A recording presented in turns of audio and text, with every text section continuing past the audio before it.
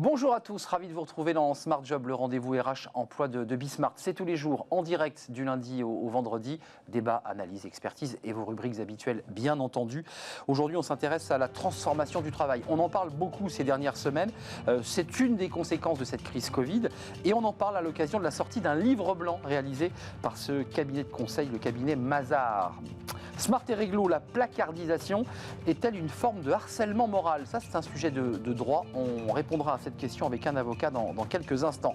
Et puis la pause café avec Fanny Griesmer, c'est la pause café du vendredi. Elle nous vend un peu de rêve, Fanny. Est-ce qu'on peut prendre sa retraite à 40 ans? Elle dit bah oui. Il y a des salariés, en tout cas des chefs d'entreprise, qui ont décidé tranquillement d'arrêter de travailler avant. On fera le point avec elle, évidemment, ça nous fait un tout petit peu rêver. Et puis dans le cercle RH, le cercle des experts de Smart Job, on reviendra sur deux sujets qui ont fait l'actualité. Évidemment, le Conseil d'État qui retoque cette réforme de l'assurance chômage, mais le gouvernement est déjà en train d'écrire le prochain décret. Et puis la réforme des retraites à travers le rapport Tirole-Blanchard. Ils font des propositions explosives. C'est un rapport qui a été remis au président de la République, Emmanuel Macron. Et puis on terminera avec le livre de Smart Job, La méditation, un guide pratique. Son auteur sera avec nous pour méditer, alors pas seulement sur son canapé, mais méditer aussi en entreprise, se relaxer, se relâcher, parce que la pression est forte. La méditation, c'est très bon. On en parlera avec notre invité. Mais tout de suite, c'est bien dans son job.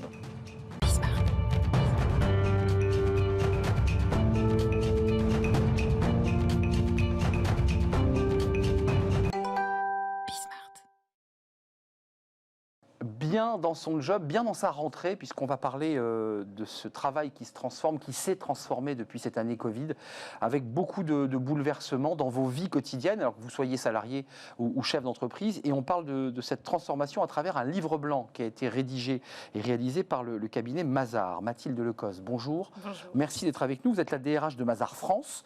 Alors Mazars, c'est un des leaders mondiaux du conseil. D'abord, l'esprit de ce livre blanc, qu'est-ce que vous avez souhaité faire en réalisant ce livre blanc? C'est vrai que 2021, ça marque les réflexions sur la sortie de crise, dans laquelle, bien évidemment, les entreprises, l'État et les Français auront un rôle extrêmement important. Et c'est vrai qu'en tant qu'acteur à mission d'intérêt général et partenaire de la transformation des entreprises, puisqu'on les accompagne dans leur transformation, ça nous a semblé très important de contribuer à la réflexion sur quel était le rôle des entreprises à cette sortie de crise. Et on a voulu parler avec les Français, les écouter. Et donc, on a mené à la fois un procédé un peu particulier cette fois. La méthodologie. Voilà, ouais. Exactement, avec Free Thinking et Via Voice. Donc, à la fois, on a combiné une entreprise quali-collaborative, donc sous forme de forum, les gens ont pu discuter et débattre. Et puis ensuite, une étude plus quantitative. Plus sondage, plus Via Voice, qu'on reçoit d'ailleurs régulièrement sur notre plateau, d'ailleurs, par l'entremise de Stewart Shaw. Il y a quand même des choses qui ressortent à partir de la page 26, c'est vraiment le sujet qui nous concerne, c'est la transformation du travail.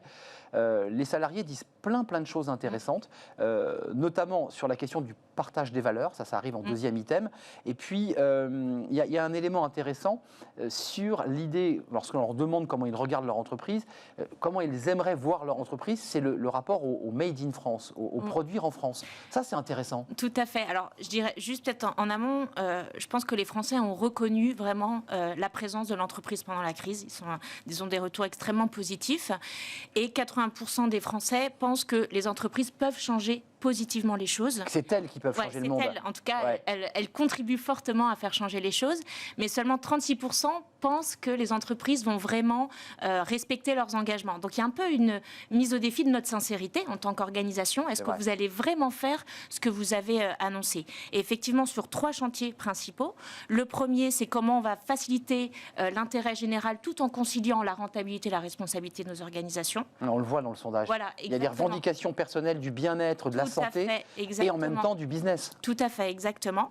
Le deuxième, ça va être vraiment la transformation du travail, on y reviendra, et notamment ce que je trouve très intéressant, c'est le sujet de la culture managériale qui est vraiment le point fort. Ils sont pointés du doigt un peu. Voilà, un petit peu, et je comprends, il y a effectivement des choses à faire évoluer en ce sens. Et le troisième, c'est l'excellence française.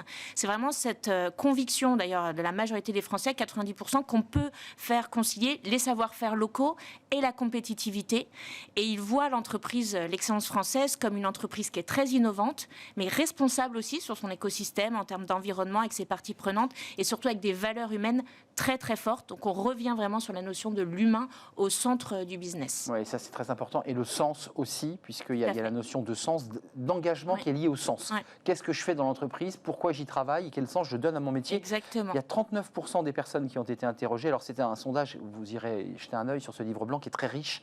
Il y a la première réponse spontanément qu'on donne et puis il y a la réponse globale. Exactement, tout à fait. Donc on voit bien comment les gens spontanément ont positionné leur regard sur l'entreprise. 39% pensent qu'il faut changer l'organisation du travail. J'y reviens, excusez-moi, mais ce qui ressort beaucoup, c'est que les managers sont sous pression. Ils ne veulent plus d'un management vertical, autoritaire. Ils veulent quelque chose de plus horizontal. Complètement. Et d'ailleurs, ça vient avant même une meilleure répartition des richesses. Donc c'est assez étonnant. C'est vraiment la culture managériale et la flexibilité dans le travail qui a été pointée du doigt. Je pense qu'il y a une notion vraiment de bien-être. Voilà, on pense l'entreprise vraiment centrée sur l'humain. D'ailleurs, 37% des Français disent si l'entreprise travaille au bien-être de ses salariés, et ben, en fait, elle contribue à une meilleure société. Donc on voit vraiment l'impact sociétal. Et qui est évident, parce que le travail, je dis c'est pas la seule, mais c'est une composante extrêmement importante du bien-être des gens. En tous les cas, ça y contribue.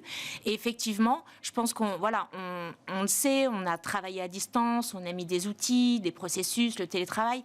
Mais ce qu'il en ressort, c'est que si on n'a pas les usages et les comportements managériaux adéquats avec ces dispositifs, ça marche pas. Enfin, c'est ça qui est attendu. Mathilde, vous soulignez quand même le fait que, contrairement à ce qu'on pourrait croire, quand on interroge les Français, c'est pas uniquement je veux gagner plus d'argent, je veux qu'on répartisse les valeurs, c'est contenu dans les items. Les Français le souhaitent, évidemment, les salariés le veulent. Mais ce qu'ils mettent en avant, c'est l'organisation, la manière dont on les traite. Tout à fait, exactement. Alors, il y a vraiment la flexibilité, aussi bien l'équilibre vie pro, vie perso, mais aussi que l'hybride, le présentiel, être plus autonome aussi dans la décision qu'on prend de quel environnement de travail est le plus propice en fonction de ce que j'ai besoin de faire. Et puis, il y a toutes les notions de bien-être, de confiance. Est-ce qu'on me fait confiance? Là, on voit le manager qui est sur contrôle et qui, toutes les 5 minutes, va demander t'en es où? C'est très asphyxiant, pardon. Donc ça, c'est extrêmement emprisonnant, infantilisant. Parfois, c'est vu ainsi. Et je pense que les gens, aujourd'hui, ont besoin de se sentir utiles, valorisés et trouver du sens à ce qu'ils font. Mathilde Lecoz, votre livre blanc, c'est aussi pour vous un tableau de bord pour réorienter, affiner, travailler sur des axes. Il y a un item qui est passionnant, c'est qu'est-ce que doit faire l'entreprise? Vous l'évoquiez, elle est devenue un peu le centre de gravité de la transformation du monde. Tout en bas, c'est l'éducation. Les salariés ont compris que sur l'éducation, ça restait un pouvoir régalien, mais il y a plein d'autres items où les salariés disent mais l'entreprise peut apporter le social, la solidarité, l'intégration, qui sont des thématiques qui étaient avant quand même gérées par le service public, oui, tout à fait. Et qui sont aujourd'hui prises en charge par l'entreprise. Ça aussi, c'est très nouveau. Oui, c'est comme des valeurs citoyennes en disant il faut d'abord les faire vivre dans l'entreprise avant de peut-être les voir vivre mais on ne lui en demande pas trop à l'entreprise, sincèrement. Le salarié, est-ce qu'il n'est pas un peu exigeant à l'égard de son entreprise? Alors, je trouve que ça resserre le rapport employeur-salarié. On attend beaucoup de l'entreprise. En fait, on lui demande d'avoir une place très importante. Moi, même parfois, on peut se demander est-ce que c'est pas trop dans la vie personnelle des collaborateurs. Mais je pense que c'est une façon aussi de leur donner confiance et de les faire s'engager à nos côtés.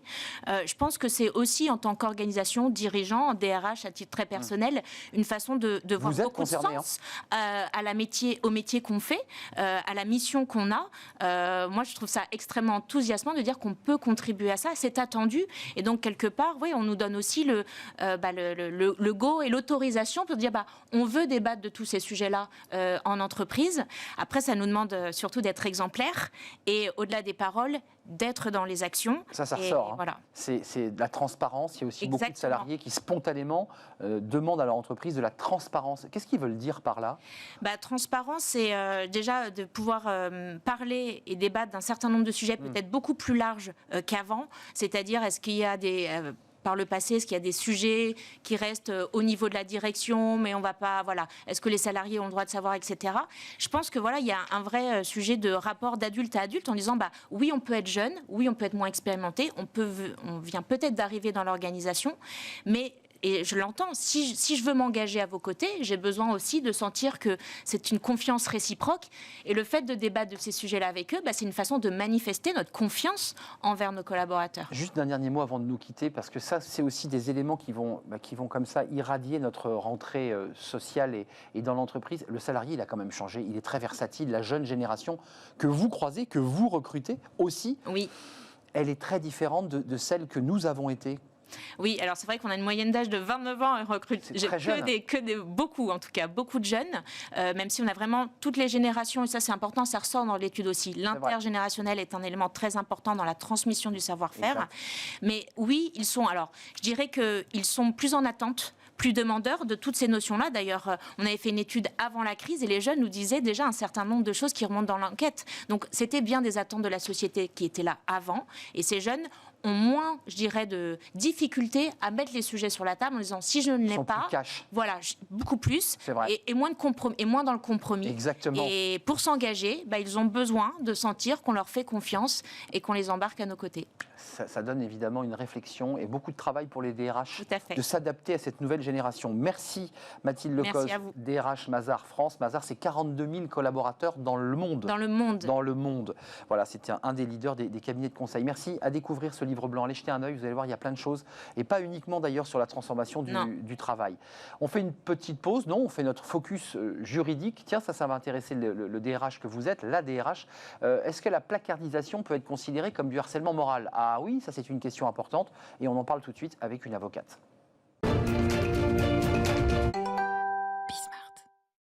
La placardisation, on en a parfois parlé sous un angle un peu sociologique, c'est le boring, on s'ennuie, ça c'est la sociologie. Puis on va faire du droit maintenant.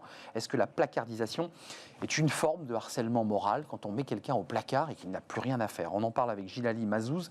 Bonjour Djilali. Bonjour. Vous êtes avocat en droit social au cabinet McDermott, Will & Emery. C'est une question que c'est vous qui avez souhaité la porter sur ce plateau, hein. C'est votre thème. Pourquoi c'est un sujet important pour vous, cette notion de placardisation qui peut être considérée comme du harcèlement moral ? C'est un sujet important parce que tout cela trouve son origine dans le barème Macron en réalité. Les barèmes Macron des prud'hommes absolument, ont limité l'accès aux dommages et intérêts du salarié, et les avocats de salariés et les salariés sont devenus de plus en plus créatifs et portent devant le juge toute une série de demandes satellitaires qui sont là pour maximiser les dommages et intérêts. Et donc ces sujets de harcèlement, sous toutes leurs formes, y compris celui de la placardisation, se présentent aux entreprises et aux dirigeants. On va parler de cette placardisation qui se distingue de l'éviction, on va rentrer dans le droit, mais vous le praticien, on a fait c'est un peu une méthode dilatoire, cette méthode de glisser à chaque fois le harcèlement moral pour faire monter les enchères, où il y a une réalité factuelle. Il y a les deux. Le harcèlement moral existe depuis que l'humain est sur Terre. Depuis les hommes préhistoriques. Depuis l'homme préhistorique, probablement. Et donc, les deux, il y a des demandes qui sont abusives, dilatoires, injustifiées, qui sont là pour faire mousser un peu le dossier, et d'autres qui sont l'expression de véritables drames. Donc, il faut reconnaître qu'il y a une réalité. Ouais. Donc, les deux sont possibles. Alors, Djilali, la placardisation... Juridiquement, on distingue bien la placardisation de l'éviction. Absolument. La placardisation est une forme d'éviction, mais au sein de l'entreprise. Tandis que l'éviction, le licenciement, la rupture, c'est en dehors de l'entreprise. Donc c'est ce qui rend cette situation insupportable, c'est qu'on est exclu tout en étant prisonnier au sein de l'entreprise.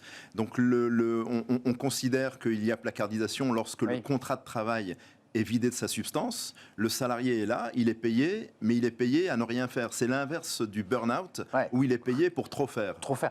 Juste quand même, la placardisation, dans l'esprit d'un manager ou d'un RH, c'est de le faire craquer, c'est de faire comprendre au salarié, sans lui signifier verbalement, qu'on n'a plus besoin de lui. Il y a deux types de placardisation. Il y a la placardisation intentionnelle, celle que vous venez de décrire à l'instant. Elle existe, hein ? Elle existe. C'est une forme stupide, d'ailleurs, de management. On reviendra dessus parce que les conséquences sont désastreuses pour l'entreprise. Elle n'a strictement rien à y gagner, si ce n'est des dommages et intérêts, un préjudice réputationnel, le cas échéant.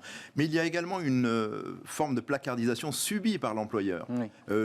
Les faits sont tels qu'il y a une machine qui est en panne. Les faits sont tels qu'il y a une fusion, on en a parlé ensemble. Exact. Une fusion, des postes redondants. Un des deux va travailler, l'autre n'aura plus rien à faire. Et ça, c'est un peu subi. Alors, c'est une bêtise que de ne pas prendre le taureau par les cornes et de ne pas gérer la situation. Et d'en parler. Et d'en parler, car le plus on laisse les choses se faire, le plus on s'enlise et le plus on se trouve potentiellement en dommage. Concrètement, le droit n'a pas inscrit dans le Code du travail le mot placardisation. Il s'appelle comment dans le Code du travail ? Ça se manifeste comment ? Le Code du travail prévoit toute une série de situations qui découlent de l'obligation de sécurité de l'employeur. D'accord. L'employeur doit assurer la sécurité de ses salariés. S'il ne le fait pas, il peut se retrouver dans différentes qualifications. La placardisation, si elle prend la forme d'un harcèlement, à ce moment-là, elle sera qualifiée de harcèlement moral. Alors justement, pour basculer dans notre chapitre 2, qui est la question que vous posez, comment un salarié peut justifier que cette placardisation est un harcèlement moral ? Comment il fait là ? Alors, qu'est-ce qu'il fait ? Il se réfère à la définition juridique. Le harcèlement moral, qu'est-ce que c'est ? C'est un ensemble de faits répétés. Ça ne peut pas être quelque chose de ponctuel. Ponctuel, c'est de l'incident. Quand c'est répété, ça peut devenir du harcèlement. Donc il faut qu'il fasse la démonstration objective, avec des attestations de témoignages, des courriels, des échanges, des courriers, que sa situation est une situation où il subit de manière répétée des agissements de l'employeur. Ces agissements sont en l'espèce quoi ? Ce sont la dévitalisation du contrat de travail. On me retire mes fonctions. Des responsabilités. On me déresponsabilise. Je ne participe plus aux réunions managériales auxquelles j'étais habitué. L'exemple d'un directeur financier qui était un vrai directeur financier et dont la boîte mail ne réceptionnait plus que les publicités. Il ne recevait plus rien, ni du fisc, ni des différents départements. Il recevait quelques publicités et puis quelques courriels d'anodin. Donc ça, il le note, il en fait un dossier et ensuite il retourne voir son DRH et lance une procédure en allant voir un avocat. Avant d'aller voir un avocat, il va essayer peut-être de stabiliser la situation en interne. La médiation est un processus qui peut l'aider, le dialogue évidemment. Et si tout cela échoue, à ce moment-là, effectivement, il se retourne vers un avocat. Vous évoquiez tout à l'heure, pour terminer, la notion de management, parce que vous pointiez du doigt le fait que ça existe. On a des cas dans nos entourages qui, on m'a placardisé, on me cherche à faire partir. Vous disiez que c'était une méthode totalement absurde et pourtant elle continue à perdurer. Elle continue à perdurer parce que cette situation trouve son origine dans à la fois de la lâcheté et de la bêtise. La bêtise consiste à croire que le salarié va s'assécher et se décrocher tout seul de là. Certains s'en vont, objectivement. Certains s'en vont. Certains craquent. Certains craquent, ils prennent acte de la rupture de leur contrat de travail, ils ne démissionnent pas, car en démissionnant, ils perdent leur droit. Aucune indemne. Rien du tout, et donc ils prennent acte de la rupture, ou bien ils restent et résistent et demandent la résiliation judiciaire de leur contrat de travail. Ils sont placardisés le temps que le juge décide que cette placardisation prend fin. Pour conclure, c'est aussi un travail psychologique, c'est une usure psychologique. Le salarié peut aussi faire valoir des troubles psychologiques. Absolument.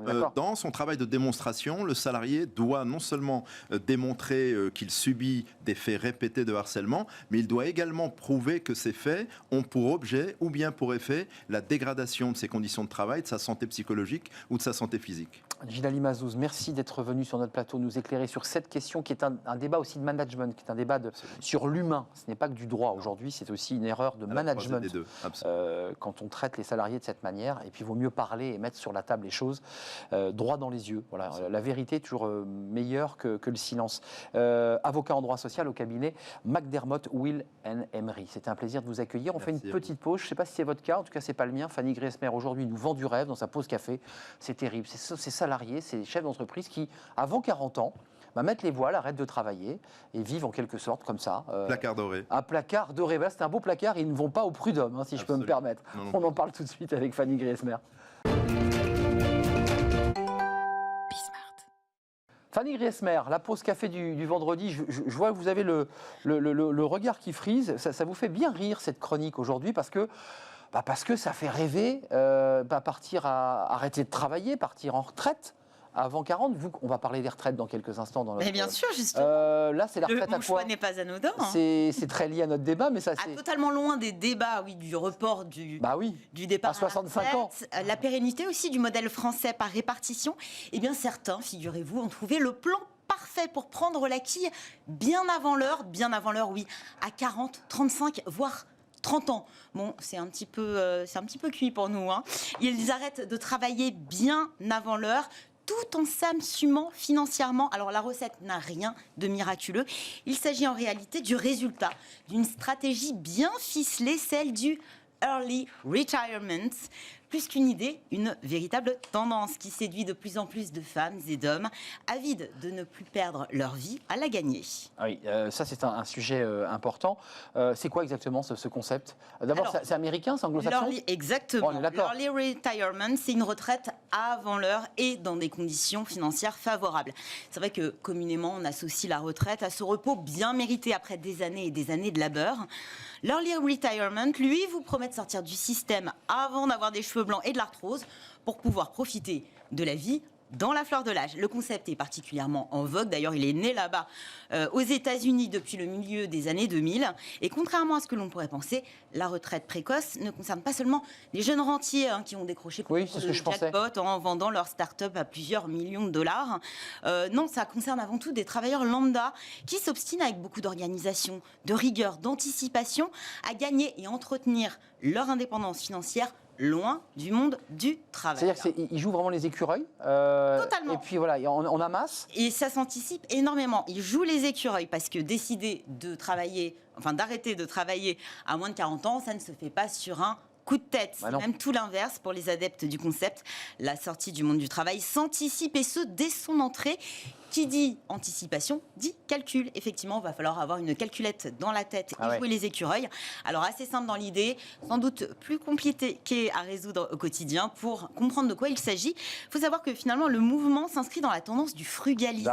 C'est d'ailleurs la traduction qu'on donne à early retirement. La décroissance. Le frugalisme, exactement, qui part du principe assez logique que plus on vit simplement, moins on a besoin d'argent pour vivre. On peut donc plus rapidement accumuler des économies jusqu'à constituer un solide petit matelas, assez solide pour tenir jusqu'à la fin de sa vie sans avoir à travailler. Alors c'est vrai que la méthode demande une discipline de fer, un goût certain pour les chiffres, car l'objectif numéro 1 est celui de réussir à vivre au-dessous de ses moyens pendant un petit moment. En d'autres mots, se serrer la ceinture et apprendre à vivre de peu. Selon les préceptes du frugalisme, il faut économiser, et ce, dès le premier centime gagné, de 50 à 75% de ses revenus, tout de même, ça fait quand même beaucoup. Des économies qu'il convient bien sûr de placer judicieusement pour faire fructifier son capital. Et il faut donc apprendre à vivre en se contentant de peu, en se concentrant sur l'essentiel, une vie d'asset pas si compliquée à mener, à en croire les frugalistes. Il suffirait de se focaliser finalement sur ce qui nous rend vraiment heureux. L'essentiel. Plutôt que de vouloir toujours plus de luxe, de matériel, de confort, de signes extérieurs ou non de richesse. Adieu donc voiture, smartphone dernier prix, vacances, là, sortie au restaurant. Ça tombe le rêve là. Toujours consommation locale et zéro déchet, car oui, ce mode de vie va de pair avec un idéal anti-consumériste. Donc c'est sortir des codes finalement que nous impose la société. Donc aujourd'hui vous ne vendez pas du rêve, vous dites ce sont des gens qui font très attention. Alors on l'a déjà vu dans les années 60-70, on pense aux hippies qui rejetaient le consumérisme de leurs parents et qui voulaient inventer un autre monde. Les frugalistes, eux, sont beaucoup plus pragmatiques. Ils n'ont pas l'intention de révolutionner tout ni d'embraser le système capitaliste, mais au contraire de s'en servir de ce système pour devenir néo-rentiers. Il s'agit généralement de jeunes actifs qui sont concernés et qui embrassent ce mode de vie, diplômés, plutôt bien payés, à la carrière prometteuse, souvent dans la tech ou dans la finance.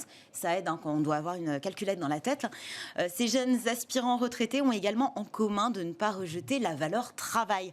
Contrairement à ce qu'on pourrait penser, ils considèrent davantage d'ailleurs ce travail comme un passage obligé pour parvenir à leur fin. C'est un outil. Ils refusent seulement finalement de considérer ce travail comme une contrainte immuable à laquelle on ne peut pas déroger. Alors pour le moment, il n'y a pas de sujet. Il n'y a pas de sujet. Si, il y a un sujet. Si, un sujet il n'y a pas de chiffre en tout cas qui concerne les frugalistes ou l'early retirement. Donc on ne peut pas vraiment mesurer l'ampleur du phénomène. En revanche, il y a énormément de blogs et de discussions sur Internet à ce sujet. Quelques personnalités, notamment aux États-Unis, qui ont fait connaître aussi leur mode de vie et qui donnent quelques conseils sur Internet. Reste à savoir, si vous seriez prêt à dépenser désormais toute votre énergie, parce que ça demande énormément d'énergie, de temps, de calcul, pour trouver le moyen de sortir de la rengaine métro, boulot, dodo, bien avant l'heure, sauter du train finalement, avant d'arriver au terminus. Sauter du train. Il faut s'y prendre tôt. Globalement, ça concerne, si vous avez 20 ans... voilà, vous pouvez commencer à poser les jalons. Ah oui.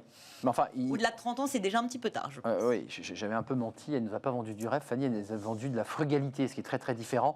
Voilà, si vous voulez partir et arrêter de En fait, bosser. c'est trimé fort Ouais. pendant moins longtemps que prévu. Et Plus ensuite, fort, mais moins longtemps. mais ensuite, c'est malgré tout. Profiter, et pas forcément voilà, boire des cocktails Voilà. au bord de la En tout cas, plage. c'est pas la piscine à Miami. Pas du tout. C'est avec aussi voilà, peut-être se tourner vers le bénévolat, C'est enfin, ça. profiter de la vie. La frugalité et aller à l'essence même de la vie. C'est ça. Merci Fanny, merci de nous avoir Merci éclairé à vous. sur ce sujet, le frugalisme notamment, early retirement. Oh là là, c'est très bien C'est une belle révérence avant l'heure, j'ai envie de vous dire. Absolument. Bah justement, on va prolonger cette question sur la réforme de l'assurance chômage. C'est les experts de Smart Job. Ils sont avec nous. On fait une courte pause. On parle de la réforme de l'assurance chômage. On parle du rapport Tirole-Blanchard sur les retraites, puisque le sujet revient sur la table. Et puis, les très bons chiffres d'emploi annoncés par la ministre du Travail. C'est tout de suite. C'est juste après la pause.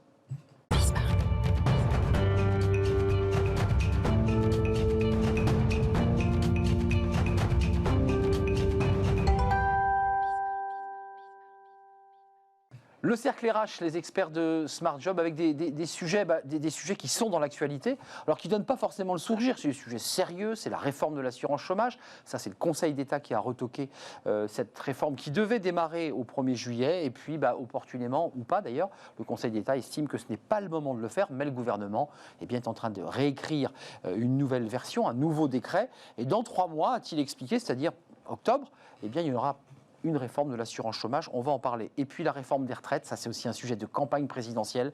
On est entré dans cette campagne, rapport Blanchard-Tirole.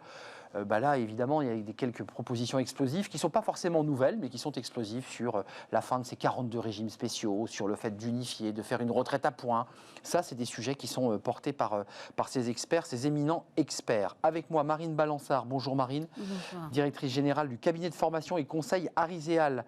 Décider, ça se travaille, c'est votre passion, c'est presque pas une obsession, mais pour vous, la notion de décision est essentielle. En entreprise. En entreprise. Comme en politique. Comme en politique. Un papier à lire dans l'Op sur l'hybridation du travail entre Exactement. ceux qui sont au boulot physiquement et puis ceux qui sont chez eux, au boulot aussi d'ailleurs. François Vigne est à mes côtés. Ravi de vous revoir. François, fondateur et directeur associé de Sycomore Corporate Finance et membre des EDC, entrepreneurs et dirigeants chrétiens. Vous avez vu ? J'ai travaillé mon acronyme. Et oui. Et Jean-Claude Beaujour. Bonjour Jean-Claude, avocat international en droit des affaires, vice-président de France-Amérique et ce livre, qui d'ailleurs fait écho au débat qu'on aura sur toutes ces réformes. Et si la France gagnait la bataille de la mondialisation, qui est un vrai sujet. Ce chiffre, il ne nous a pas échappé. C'est la ministre du Travail qui a communiqué dessus, évidemment. Elle s'est exprimée. Regardez, ce sont les créations d'emplois au mois de mai. 785 000 embauches au mois de mai 2021, c'est le plus haut niveau depuis 2015. Ça c'est une excellente nouvelle, François Vigne. Oui, c'est une très bonne nouvelle. Là encore, mis à part ça, il faut le mettre en perspective de tous les emplois qui avaient été suspendus ou détruits pendant la première phase Covid. Donc je pense qu'il faut relativiser. Et on a vu le gouvernement moins communiquer sur le chômage à d'autres moments. Donc je pense qu'il faut prendre un peu de recul par rapport à ça. Mais c'est une excellente nouvelle de voir l'économie qui repart. Il était temps et il est urgent qu'elle reparte encore plus vite. Elle repart. Jean-Claude Beaujour, une réaction. Une préoccupation, très bon chiffre, effectivement, qui est normal après ce coup d'arrêt. Ce qui est important, c'est les emplois de longue durée. Et donc, l'idée serait que ces emplois soient des emplois pérennes, parce qu'on a vu qu'il y a un vrai sujet, et c'est l'objet d'un peu de la réforme, c'est les contrats très courts, les contrats longs, etc. Il faut analyser ces chiffres. Il faut savoir, évidemment, si c'est de l'intérim, si c'est une reprise sur des contrats courts, si c'est lié à la temporalité de l'été, parce qu'il y a évidemment aujourd'hui un appel d'air autour des vacances, autour de la restauration. Bon chiffre, il est incontestable. Il donne le sourire, ce chiffre. Bien sûr. Passons à un autre sujet, parce que ce chiffre-là, il est positif et on va évidemment attendre la rentrée de septembre pour avoir des chiffres peut-être plus affinés sur le chômage. La réforme de l'assurance chômage, vous l'avez vu, le Conseil d'État a dit ce n'est pas opportun de réformer. Je voudrais juste vous faire entendre une petite... On avait fait un débat avec un député qui portait cette réforme et qui l'avait défendue dans l'hémicycle, un député de La République En Marche, qui est un des porte-parole de La République En Marche. Il y a eu un débat assez vif sur, à l'époque, la décision du Conseil d'État n'était pas arrivée, est-ce qu'il était opportun ou pas de la faire ? Écoutez, et on débat juste après. n'arrête pas. Si on continue pas les réformes, vous savez quoi, notre mandat n'a pas de vocation. Nous, on est venu en 2017 pour transformer profondément la société. Vous vous française. justifiez d'une réforme. Et donc, au fond, Madame Pénicaud, on a besoin Madame d'avancer. Pénicaud a commencé à porter cette réforme. Elle C'est dit vrai. très clairement, cette réforme, elle a été bâtie, elle l'a écrit dans son livre. qui Dans s'appelle un Pousser les contexte mieux. différent. Dans un contexte d'amélioration du marché du travail, faisons une pause pendant cette période Covid et on reprendra. Les bases sont là. Donc il faut reprendre ces bases-là et il faut faire en sorte que ce soit les acteurs, patronat et syndicats, On qui en gèrent vient d'entendre. l'essentiel de la réforme. J'ai quand même envie de vous entendre sans langue de bois, parce que cette réforme de l'assurance chômage, ça fait un bout de temps, elle est bâtie sur un théorème qui dit, et qu'on entend chez certains politiques, on a plus avantage à ne pas travailler qu'à travailler. Donc cette réforme était bâtie philosophiquement là-dessus. Elle se bâtissait aussi sur un déficit endémique qu'il fallait résorber. Qu'est-ce que vous en pensez ? On réforme pas, c'était le bon moment ou pas ? Jean-Claude Beaujour, François Vigne, Marine Balançard. Jean-Claude. Moi, je pense qu'il y a un constat. On vit plus longtemps, le système est grippé et donc il faut trouver des solutions. J'entends beaucoup dire toute réforme va pénaliser les plus précaires. Je pense qu'il faut arrêter. Ce clivage est difficile à entendre parce que la préoccupation réelle, c'est créons de l'emploi pour que précisément faisons en sorte que le fait de créer, le fait d'embaucher soit moins coûteux que le fait de financer du chômage. Donc, Qui a un coût social. Qui a un coût social. Et je pense que l'objectif d'une vie, c'est pas de financer le chômage. Et nous entendons très bien, humainement, enfin, nous avons tous dans nos entourages un frère, un cousin, une cousine au chômage. On sait bien qu'il y a des gens qui sont en situation de vulnérabilité. Pour autant, il faut tout mettre en place. Donc on réforme. Facilité. Donc il faut réformer. On est Alors d'accord. Après, il faut trouver le curseur, il faut faire en sorte que les plus vulnérables soient protégés.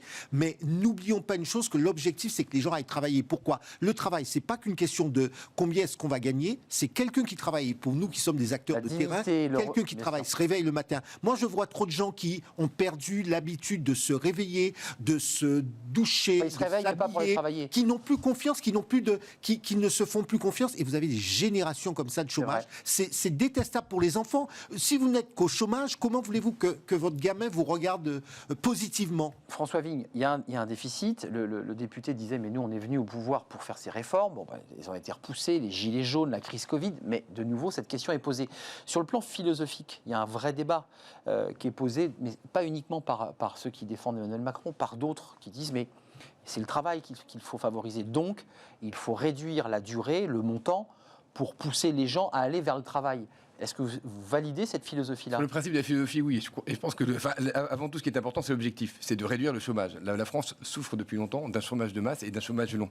Donc l'objectif aujourd'hui, c'est de supprimer le chômage de masse. Une fois qu'on a dit ça, le gouvernement lui-même a suspendu la réforme il y a un an. Et une réforme qui je dirais, qui n'est pas capable de supporter la première crise, c'est que c'est pas une bonne réforme.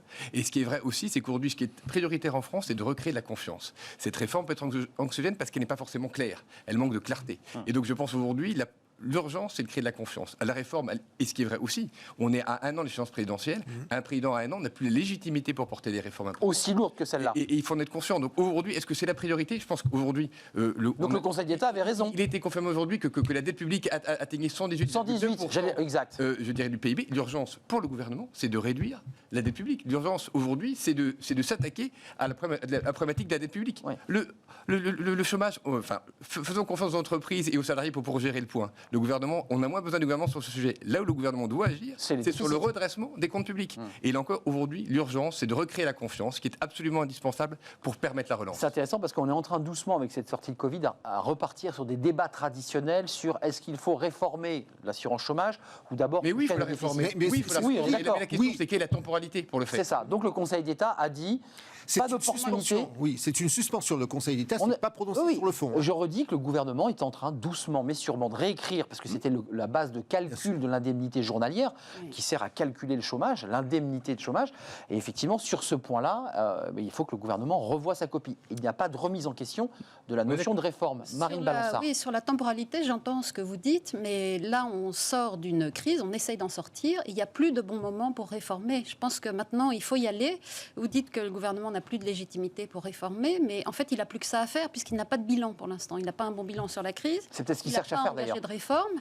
Et il n'y a jamais de bon moment, ni pour l'assurance chômage, ni pour il y a un bon les moment retraites. qui est la première année post-élection. Un gouvernement est très légitime le 18 premiers mois de son élection. Quand le président vient d'être élu par les Français, quand une majorité parlementaire a été élue, ils ont toute légitimité. Le gouvernement a eu 5 ans pour faire ses réformes. Les 100 jours. Malheureusement, ce n'est pas la 5e année qu'il faut le faire, la 4e année. Vous dites qu'il faut y aller, il faut accélérer. Il faut y aller parce qu'il faut que la majorité ait un bilan, il faut que le gouvernement ait un bilan. On ne peut pas accepter qu'il y ait eu 5 ans pour rien. Et oui. Mais je me permets de me tourner vers Jean-Claude Beaujour. Quand on parle à des gens qui travaillent aux États-Unis, qu'ils soient américains ou français, et qui nous racontent le modèle d'assurance chômage, alors évidemment, vous allez me dire, mais évidemment, vous prenez l'extrême, c'est l'opposé absolu. On dit à un salarié, tu as 15 jours, parfois moins, pour te retourner. Il y a le petit caisson, on dit ce soir c'est fini. Tu seras parti. Voilà. Oui. Et on te donne parfois une semaine d'indemnité, puis après tu te débrouilles. Enfin, je veux dire, est-ce qu'il y a un juste milieu entre le modèle très protecteur français et un modèle extrêmement, je dirais, dangereux ou inquiétant? Je crois que oui, l'idée n'est pas d'arriver au système américain. D'ailleurs, les Américains nous envient notre système social parce que notre système social, dans sa globalité, a permis l'émergence depuis la Deuxième Guerre mondiale d'une classe moyenne importante qui fait que nous sommes comme nous sommes. Qui s'est appauvri, d'ailleurs. Qui s'est appauvri. Maintenant, précisément, parce que le système a promu une classe moyenne, aujourd'hui, le système n'est plus capable de continuer parce que ça coûte trop cher. C'est la classe moyenne que nous représentons qui est constamment mise à contribution et donc tout se grippe. Et c'est là où il faut... C'est attractif pour Moi, je voudrais bien embaucher beaucoup plus. C'est fini ça, hein. C'est 1,8 pour un salarié, 0,8 pour un retraité. Ça ne tient pas. Vous savez, dans nos cabinets d'avocats, habituellement, il y avait une pléthore de personnel autour des avocats. Maintenant, ça n'existe plus. On ne prend que des avocats. Ça coûte énormément d'embaucher même une assistante, une personne qui référence aux charges sociales, au contrat de travail. On parle souvent des grands groupes. On oublie que notre pays, c'est 80% de petites et qui ne peuvent pas embaucher parce que c'est trop lourd. Ça coûte trop cher. En moyenne, un SMIC, c'est 2000. En fait, la personne qui est payée au SMIC, ça coûte à l'employeur lambda aux alentours de 2800 €. C'est considérable. Justement, c'est trop cher, c'est trop complexe aussi. Là, complexité. On en revient au déficit là.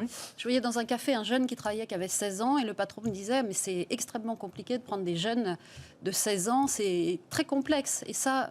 On a un maquis administratif et une lourdeur administrative. On a quand même progressé sur la matière, mais il y a encore des efforts, ça c'est clair. En matière de simplification, on peut faire beaucoup mieux. Le rapport Tirole-Blanchard, alors ce sont deux éminents économistes, prix Nobel, Massachusetts Institute pour Blanchard, qui déposent ce rapport, alors qu'il n'est pas un rapport, pour être très précis, qui ne traite que des retraites, c'est un rapport plus global de réforme.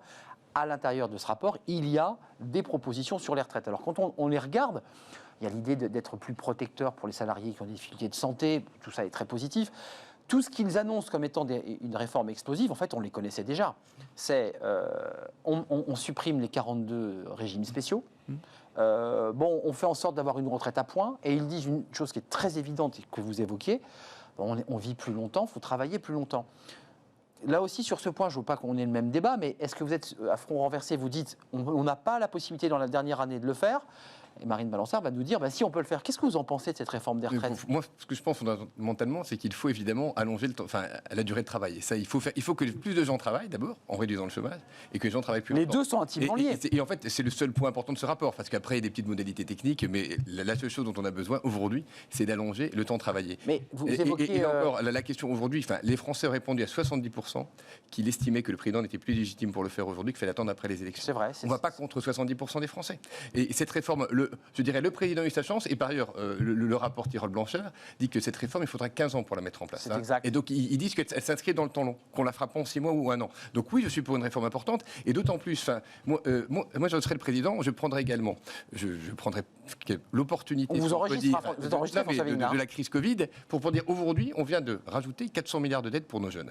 Et bien aujourd'hui, je demande à tous les Français qui ont entre 50 et 65 ans, parce que ceux qu'on a voulu protéger pour la crise Covid, de travailler 2 ou 3 ans de plus. Parce qu'aujourd'hui, vous venez... Leur contribution. Vous venez, aujourd'hui, d'alourdir la charge de nos jeunes. Et bien la logique, c'est que vous, tous les Français qui êtes bientôt en âge de retraite, et que vous travaillez 2 ou 3 ans de plus, pour finalement, vous avez été protégés. Pour ceux qui le peuvent, il faut quand même qu'il y ait des emplois pénibles. Je pense que la solidarité intergénérationnelle, elle voudrait que tous les Français qui étaient menacés par le Covid et pour lesquels des jeunes ont à faire un effort important, fassent un effort important pour notre jeunesse en travaillant plus. Et ça, je suis sûr que les Français sont prêts à le comprendre. Et finalement, c'est la solidarité intergénérationnelle, c'est ce qu'on demande à tous les Français. Je pensais que c'était François Vigne qui allait prendre en charge cette question sur les régimes spéciaux. Excusez-moi d'y revenir, c'est pas une mince affaire, ces 42 régimes spéciaux, parce que ce sont des caisses de retraite privées, entre guillemets, gérées par l'entreprise. Je pense à la SNCF, à la RATP, qui sont des caisses particulières. Et on a vu ces débats d'injustice face au départ à la retraite, qui étaient soulevés finalement derrière la question des déficits. Ça aussi, on met ça par terre, parce qu'il y a les salariés, rappelez-vous le débat avec Édouard Philippe, c'est la clause du grand-père, c'est-à-dire c'est pour les nouveaux arrivants qu'on aurait le nouveau régime, mais pour ceux qui sont encore dans l'entreprise, on part à 50, 52, 53, 54. C'est très injuste. C'est très injuste. Excusez-moi de le dire comme ça, mais... C'est perçu comme très injuste par les Français et très complexe. Personne ne comprend pourquoi certains ont autant d'avantages et personne ne comprend d'ailleurs son calcul de retraite. Oui. Et puis en plus, on s'aperçoit qu'il y a plein d'erreurs. Donc on croule sous une complexité et un sentiment d'injustice qui est propre à la France, j'ai l'impression, en tout cas en ce qui concerne les retraites. Donc oui, les régimes spéciaux, c'est, j'espère, la fin des régimes spéciaux. Alors les syndicats, Jean-Claude Beaujour, ça va vous faire plaisir, vous qui évoquiez la lourdeur des charges qui pèsent sur un salarié au SMIC. Les syndicats, le CGT notamment, souhaitent une augmentation des cotisations patronales pour évidemment financer ces retraites, ce qui viendrait alourdir un peu plus évidemment la charge sur les épaules des entreprises. Qu'est-ce que vous dites aujourd'hui sur cette réforme? Là aussi, sur le plan de la temporalité, il faut y aller, on n'a pas le choix, ou on laisse passer la présidentielle pour que le prochain président ait la puissance politique pour réformer? Alors, toute la difficulté sur la temporalité, parce que la différence par rapport au sujet précédent, c'est qu'on a déjà un décret qui est quasiment... On a avancé, là. On a avancé, le Conseil d'État est prêt à regarder les choses sur le fond, donc on n'est pas sur le même calendrier. En revanche, nous sommes en juillet, quasiment, oui. La rentrée c'est septembre, et à partir de janvier, il n'y aura plus personne. Donc il y a 3 mois. Je vois mal comment, en 2 mois et demi, c'est-à-dire entre le 1er septembre et le 15 décembre... Et les partenaires sociaux sont dans 2 mois. Je vois mal comment on résout ce problème, d'autant qu'il faudra, là encore, il faudra faire consensus. La première chose, et j'ai presque envie de parler pour le prochain septennat, c'est de quinquennat. Oui, on l'a réduit ça à 5 ans. La première chose, c'est qu'effectivement, il faut que la réforme se fasse. Deuxième, l'enfermer dans un timing bien précis et avoir dès le départ tout le monde sur la table. Je pense que la méthode a été mauvaise, qui a consisté à faire réfléchir et puis à faire venir réfléchir M. Delevoye, et puis M. Delevoye est venu au gouvernement et puis finalement tout cela a été... mais bon, c'est mal emballé. Mal emballé. Je pense que sur la méthode, il va falloir revoir parce que je crains qu'il ne soit trop tard pour cette fois. Marine Balançard, boue. Oui, je boue parce que là, Emmanuel Macron s'est pris 3 claques. Une physique, une au régional et une avec l'assurance chômage. Et comme au football, il faut qu'ils reprennent la main. Il faut surprendre. C'est vrai. Et je pense qu'il faut aller à contre-courant des 70% des Français. Il faut prendre un risque et il faut agir dans ce quinquennat. Il faut sortir les Français de... C'est juste, hein. Mais pardonnez-moi, on n'est pas là pour... Je pense que l'intérêt du président de la République n'est pas très important. Ce qui est important, c'est l'intérêt de la France et des Français. C'est l'intérêt de la France et des Français. Et l'agenda du président, finalement, on s'en fiche, pardonnez-moi. Enfin, oui, non, mais ce que je veux dire, ce qui est important, c'est le bien commun. Et est-ce qu'aujourd'hui, cette réforme est conforme au bien commun? Parce qu'en plus, la réforme, dans sa dernière mouture, était plus coûteuse que le régime précédent. À force de concessions à cause de la grève et des dégrèves mal maîtrisées. Des régimes spéciaux. Donc, en fait, ce qui est ressorti de la réforme est un système encore pire que celui d'avant. Donc il est urgent, je pense, de remettre tout ça à plat, avec une légitimité nécessaire, permettant là encore de servir le bien commun et l'intérêt de tous les Français. Terminé, Marine Balançard. Partir plus tard à la retraite, c'est pour moi une évidence. Et l'individualisation, c'est-à-dire pouvoir choisir des fenêtres de départ, moi je suis surprise, parfois je vois des gens qui m'annoncent qu'ils partent à la retraite, on dirait ils ont l'apparence de gens de 40 ans, ils ont encore envie de bosser, ils partent à la retraite. C'est choquant. Donc on est bien d'accord, il y a aussi la notion, je le redis, puisqu'il y avait les régimes spéciaux, mais aussi la pénibilité lancée par François Hollande. C'est un débat qui touche des salariés qui souffrent aussi, qui disent je suis à bout. Absolument, c'est là où nous devons être capables de distinguer. Vous savez, dans notre système, on veut tout généraliser, c'est le système étatique, napoléonien, etc. Et ça, c'est une mauvaise chose. Dans nos professions, il est évident, par exemple, beaucoup de hauts fonctionnaires partent à la retraite à 65 ans, et puis vont travailler ailleurs, font autre chose. Au fonctionnaires, cadres du privé, parce qu'à 65 ans, on a encore la capacité. Je conçois tout à fait. Blanchard disent qu'il faut insister sur le travail des seniors. Je tiens à le dire, on en a beaucoup parlé sur le plateau. Bien sûr. Libérer à 55 ans des entreprises parce qu'on met des plans sociaux, enfin c'est pas sérieux. Mais on comprend parfaitement que des gens qui ont des activités, je pense aux chauffeurs routiers, maçons, gens dans le BTP. Dans le BTP, on ne peut pas à 70 ans être crapahuté sur les échelles. En revanche, moi je le vois très bien chez nos clients, on a beaucoup de cadres dirigeants qui partent à la retraite et automatiquement vont avoir une activité, font du conseil, vont avoir une activité complémentaire, etc. 10 secondes chacun. C'est la même chose pour les fonctionnaires. Et c'est la même chose pour les fonctionnaires, etc. Moi, 10 secondes, j'ai juste autre chose à vous dire, c'est que je voulais vous inviter tous demain aux assises régionales des entrepreneurs et dirigeants chrétiens. Nous avons nos assises et sur un thème que j'aime beaucoup, qui est dirigeant, entrepreneur, à quelle liberté es-tu appelé? Je pense que ce mot liberté, il remplit plein de choses. Il y a également la responsabilité qui est attachée. Mais donc, je vous invite tous demain. C'est à Passy-Buzaval, demain, à Rueil-Malmaison. Et donc, vous êtes tous invités à venir nous rejoindre aux assises régionales des EDC. Les 6e. Tout à fait. Il est très fort, vous avez vu, il arrive à faire une petite page de publicité à l'intérieur de l'émission. C'est une invitation. C'est une invitation. Et on la reçoit. Rueil-Malmaison, vous n'avez pas d'invitation à nous faire, Marine Balançard, pour conclure? Non, si ce n'est j'irai volontiers. Elle est très polie. Bienvenue et ça nous ferait très plaisir de vous accueillir demain. Je suis enthousiaste. Merci Marine. À lire ces articles, Marine Balançard, notamment dans l'Obs, où vous écrivez beaucoup. Dernier article dans l'Obs sur la décision en télétravail. Voilà. Quand la moitié du staff est en télétravail, comment on décide? Vous l'avez vu, je vous avais dit que la décision, c'était un peu l'obsession de Marine Balançard. C'est important, elle estime que c'est essentiel. Nous essayons d'aider nos clients à prendre la décision, à prendre la bonne décision. Jean-Claude Beaujour, c'est un plaisir, avocat international, avec ce livre sur la mondialisation. Et puis merci à François Vigne avec ces 6e assises des EDC à Rueil-Malmaison. Vous êtes le fondateur de Sycomore par ailleurs et un membre éminent des EDC, on l'aura compris. Je suis très en retard, comme d'habitude, après chaque débat. On va terminer, on va se poser. Tiens, mes invités vont être contents. Je vais recevoir l'auteur d'un livre sur la méditation, le guide pratique de la méditation. Bah oui, tout le monde est un peu crispé avec ces réformes. Bon, on va méditer un petit peu, c'est tout de suite. C'est le livre de Smart Job.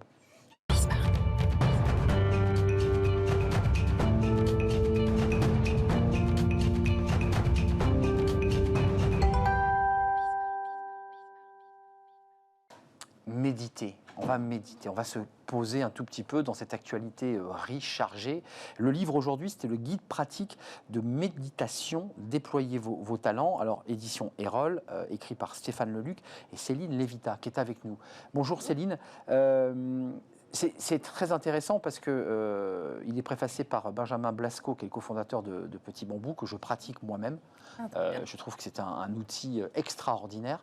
D'abord, simplement, vous êtes qui? Vous êtes coach, oui. Et vous accompagnez J'accompagne des managers et des dirigeants et des collaborateurs aussi dans leur activité professionnelle principalement. En quoi, pour le dire un peu vite et un peu rapidement, en quoi c'est utile de méditer quand on a des postes à responsabilité, des postes stressants? Vous les croisez tous les jours, ces managers à bout de nerfs, et puis quand ils sortent de la ils sont quoi? Ils sont transformés?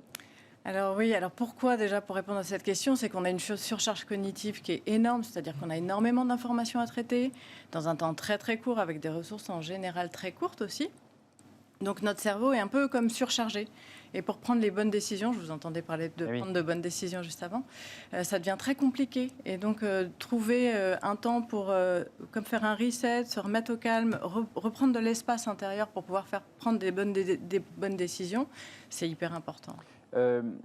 Quand vous les retrouvez à l'entrée, ils sont stressés, ils sont surchargés. Et puis après cette séance, comment ils sont? Même moi, vous avez vu, je commence à me connecter, je suis plus calme. C'est très intéressant. C'est ça, c'est en fait la connexion corps et esprit, cette espèce de synchronisation, réactive le système parasympathique et ce qui va calmer notre corps. Et donc très simplement, juste cette action de ramener l'esprit là où est le corps nous permet de nous détendre. Et d'être serein. Les conseils que vous donnez à ceux qui, par exemple, nous regardent et qui, pour, je ne dis pas une majorité, parce que tout ça fait son chemin, mais disent, la méditation, tout ça, c'est de la foutaise. Quel conseil vous leur donnez pour leur donner envie d'abord peut-être d'être accompagnés, puis peut-être de commencer pas à pas, ce que vous dites, l'objectif, c'est de cultiver notre joie. Nous pouvons faire la liste des choses qui nous procurent du plaisir dans notre vie quotidienne et voir comment les intégrer. Les aider à vous rejoindre. C'est quoi le conseil que vous leur donnez? Peut-être de regarder toutes les choses qu'on fait de façon automatique et qui font qu'on ne choisit pas sa vie.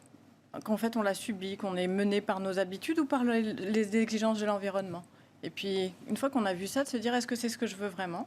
Et si ce n'est pas le cas, de se dire que la méditation, c'est de regarder ce qu'on veut vraiment, de regarder où on en est, ce qui nous va, ce qui ne nous va pas, et ensuite de faire ce choix volontaire d'agir dans un sens ou dans un autre. Ce que je trouve intéressant dans la méthodologie, dans votre méthodologie aussi, c'est que finalement, à travers cette méditation, on se regarde à l'intérieur. Il y a une forme de nettoyage. C'est un peu ça, non ? Oui, c'est ça.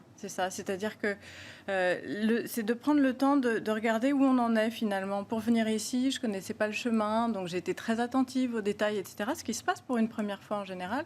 Mais si je venais là tous les jours, peut-être que je ne verrais plus les gens sur la route, les cafés, les oiseaux qui chantent. Peut-être que tout ça échapperait complètement à mon regard.